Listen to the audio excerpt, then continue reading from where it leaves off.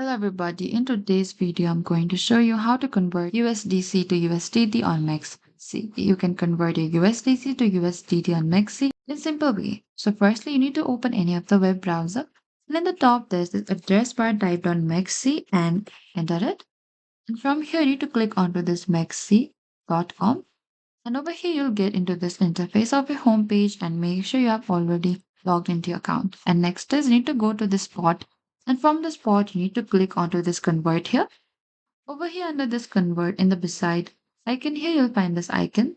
You need to select this USDC and simply search for a crypto and type down USDC and select for it.